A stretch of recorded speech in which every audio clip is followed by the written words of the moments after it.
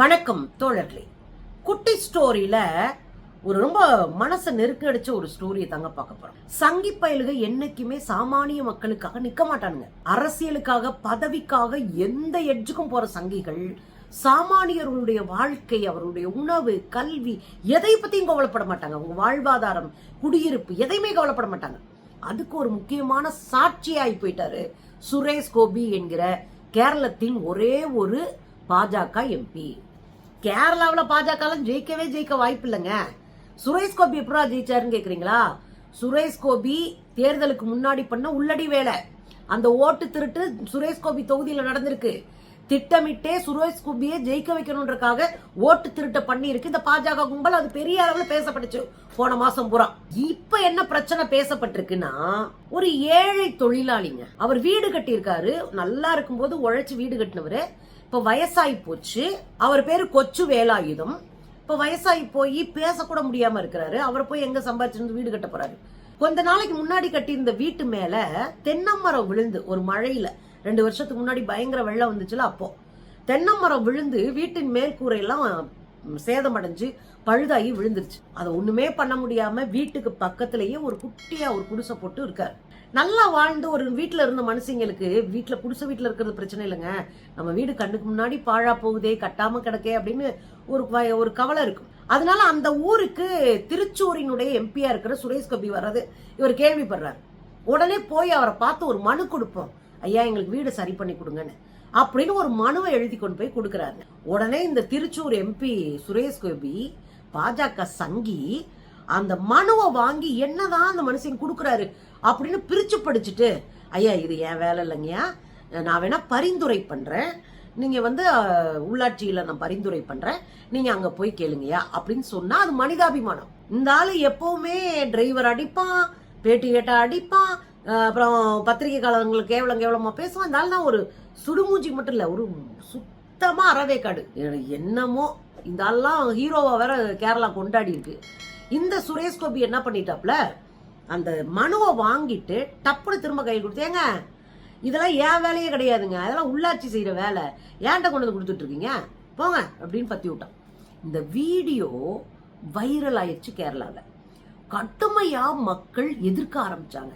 இந்த பாவி, நீ எல்லாம் ஒரு எம்பி ஆயிட்ட, உன்னையெல்லாம் மக்கள் எம்பியா தேர்ந்தெடுத்திருக்காங்க, நீ அந்த மனுவை கூட வாங்கி படிக்காம மனசை அசிங்கப்படுத்தி அந்த மனுஷனை, உழைக்கிற மனுஷனை அசிங்கப்படுத்தி அனுப்பிட்டியே அப்படின்னு கேரளாவே புளிச்சும் துப்பிருச்சு.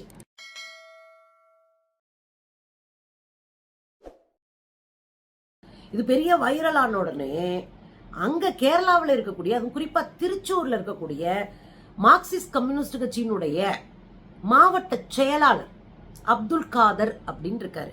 தோழர் அப்துல் காதர் உடனே அறிவிக்கிறாரு, மார்க்சிஸ்ட் கம்யூனிஸ்ட் கட்சி இந்த வீட்டை கட்டி கொடுக்கும், செதலம் அடைஞ்சு கிடக்கிற அந்த கூரையை எல்லாத்தையும் சரி பண்ணி கொடுக்கும் என்று அறிவிக்கிறார். ஊரே கொண்டாடுது. பரவாயில்லங்க, ஒருத்தர் நொடிஞ்சு போய் முடியவே முடியல அப்படி வீழ்ந்து போய் கிடக்கும் போது அவனுக்கு ஆதரவா அணைச்சு நிக்கிறது தாங்க அரசு. அவனை காலி பண்றதுக்கு பேர் அரசு இல்லைங்க. டக்குன்னு சிபிஎம் அதை கையில எடுத்து அந்த மனுஷனுக்கு வீடை கட்டி தரேன்னு சொல்லி போய் அவர்கிட்ட பேசின உடனே அது வைரல் ஆகுது. உடனே இந்த பீஸும் ஒரு ட்வீட் போடுது. என்ன ட்வீட்? பண்ணது அயோக்கியத்தனம், பண்ணது சில்றத்தனம், பண்ணது சங்கித்தனம். அதுல ஒரு ட்வீட் போட்டு, என் வேலை எது என்ன அப்படின்றது எனக்கு நல்லா தெரியும், செய்ய முடியாத வேலையெல்லாம் சொல்லி நான் ஏமாத்த மாட்டேன் மக்களை, ஆனா அப்படியே கிழிச்சு போடுவீங்க, தன்னால அறுத்து தள்ளிடுவீங்க, புடுங்கி அப்படி நட்டுருவீங்க.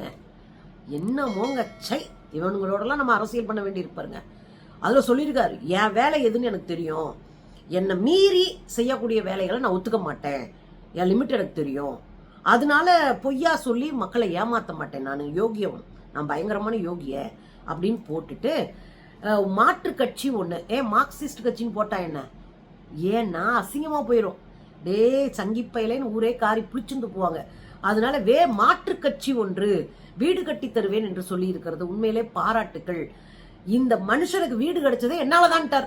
சங்கி பயல்களை நம்ம குறைச்சி இடப்படக்கூடாது. ஒரு மனுஷனை அவமானப்படுத்தி, வேதனைப்படுத்தி, கவலைப்பட வச்சு, அவர் கொடுத்த மனுவை கூட கையில வாங்கிட்டு இப்படி திரும்ப அடிச்சு மூஞ்சில் அடிச்சு கொடுத்துட்டு போயாயே அப்படின்னு பத்தி விட்ட ஒருத்தன் அவருக்கு வீடு கட்ட மார்க்சிஸ்ட் கம்யூனிஸ்ட் கட்சி முன்னாடி போய் நின்ன உடனே அதை எடுத்து ட்விட்டர்ல போட்டு என்னாலதான் வீடு கிடைச்சுன்னு சொல்றதுக்கெல்லாம் தனி தைரியம் வேணுங்க. அந்த தைரியம் பாஜக காரங்க சங்கி கும்பல் பயல்கிட்ட தாங்க இருக்கு. உண்மையிலேங்க நம்மளாம் செஞ்ச உதவியை கூட வெளியே சொல்ல மாட்டோம். செஞ்ச உதவிக்கு வீடியோ கூட போட மாட்டோம், ஒரு போட்டோ போட மாட்டோம். நாம செஞ்ச உதவி வெளியே கூட தெரியாது.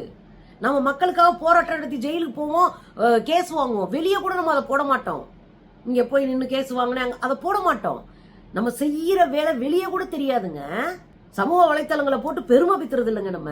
ஆனா பாரு இந்த சங்கி பயலுக யாரோ செய்யற ஒரு உதவி, மார்க்சிஸ்ட் கம்யூனிஸ்ட் செய்யற உதவிய என்னாலதான் அந்த பெரியவருக்கு வீடு கிடைச்சிச்சுன்னு சொன்னா எவ்வளவு கேடுகட்ட பயலுக, எப்படிப்பட்ட பிழைப்புவாதிகள் என்று பாருங்க. இதுதான் பாஜக. புரிஞ்சுக்கிட்டவன் பிஸ்தா, புரிஞ்சுக்கிட்டவன் தூக்கி எரிஞ்சிருவான், புரிஞ்சுக்கிட்டவன் பாஜக கால் பதிக்க கூடாதுன்றதுல கவனமா இருப்பான். ஏன்னா பாஜக அரசியலா உள்ள வருது நீங்க நம்புறீங்க. நம்ம வீட்டுல பொம்பளை பிள்ளைங்க இருக்க முடியாது, நம்ம வீட்டுல நம்ம நிம்மதியா இருக்க முடியாது. இந்து முஸ்லிம் ஜாதி இளவு அப்படி இழுத்து விட்டுவான். சொத்துக்கு வழி இல்லாம நம்ம பிள்ளைங்க தெருவுல நிக்கணும். கவனமா இருங்க. இதெல்லாம் நமக்கெல்லாம் உதாரணம்.